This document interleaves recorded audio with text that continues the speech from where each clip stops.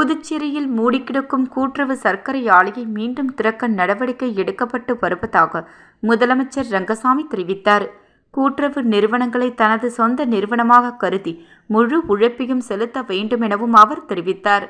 புதுச்சேரி அரசு கூட்டுறவுத் துறையில் காலியாக இருந்த இளநிலை கூட்டுறவு ஆய்வாளர் பணியிடங்களுக்கு தேர்வு நடத்தப்பட்டு தகுதி அடிப்படையில் தேர்வு நியமனம் மூலம் செய்யப்பட்ட 31 நபர்களுக்கு பணியாணை வழங்கும் விழா புதுச்சேரி கருவடிக்குப்பத்தில் அமைந்துள்ள காமராஜர் மணிமண்டபத்தில் நடைபெற்றது. விழாவில் சிறப்பு விருந்தினராக முதலமைச்சர் ரங்கசாமி கலந்து கொண்டு இளநிலை கூட்டுறவு ஆய்வாளர்களுக்கு பணி நியமன ஆணைகளை வழங்கினார். இதனைத் தொடர்ந்து பான்லைன் நிறுவனத்தின் பணியின் போது உயிரிழந்த ஊழியர்களின் வாரிசுதாரர்கள் 6 நபர்களுக்கு கருணை அடிப்படையில் வேலைக்கான பணி ஆணைகளை வழங்கிய அவர், தொடர்ந்து புதுச்சேரி மாநில கூட்டுறவு வங்கி கிளைகளின் மூலம் 6 மகளிர் சுய உதவி குழுக்களை சேர்ந்த 70 மகளிருக்கு ரூபாய் 83.50 லட்சம் அளவிற்கு கடன் உதவியையும் சிறந்த வங்கி கிளைகளுக்கு விருதுகளையும் வழங்கி சிறப்பித்தார். இதனைத் தொடர்ந்து புதுச்சேரி பான்லைன் நிறுவனத்தின் மூலம் கோடை காலத்தை கருத்தில் கொண்டு 2 புதிய ஐஸ்கிரீம் வகைகளை அறிமுகம் செய்து வைத்தார்.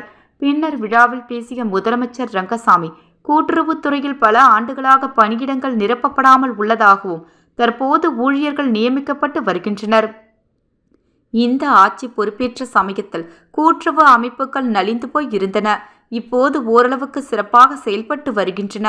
கூட்டுறவு நிறுவனங்கள் பெற்ற கடனை திருப்ப செலுத்த முடியாததால் கூட்டுறவு வங்கிகளும் நலிவடைந்தன. கூட்டுறவு நிறுவனங்களை நஷ்டத்திலிருந்து மீட்டு இயக்க நடவடிக்கை எடுத்து வருகிறோம்.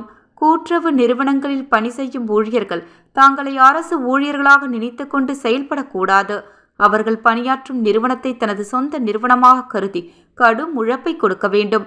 நிர்வாக சீர்கேடு என்ற அதிகாரிகளையே குற்றம் சாட்டி கொண்டிருக்கக்கூடாது. நிறுவனங்கள் லாபத்தில் இயங்கினால் பணி நிரந்தரம், சம்பள உயர்வு எல்லாம் தானாக வந்துவிடும் என கூறினார். மேலும் நமது மாநிலத்தின் பால் தேவை நாள் ஒன்றுக்கு 1 லட்சம் லிட்டராக உள்ள நிலையில் 55,000 லிட்டர் தான் உற்பத்தி செய்யப்படுகிறது. எனவே பால் உற்பத்தியில் கவனம் செலுத்த வேண்டும். மூடி கிடக்கும் லிங்காலெட்டிபாளையம் கூட்டுறவு சர்க்கரை ஆலை, திருபுவனை கூட்டுறவு நூற்பாலை ஆகியவற்றை மீண்டும் இயக்கினால் ஏராளமான இளைஞர்களுக்கு வேலைவாய்ப்பு கிடைக்கும். எனவே இவற்றை தனியார் பங்களிப்புடன் இயக்க நடவடிக்கை எடுத்து வருகிறோம் என பேசினார்.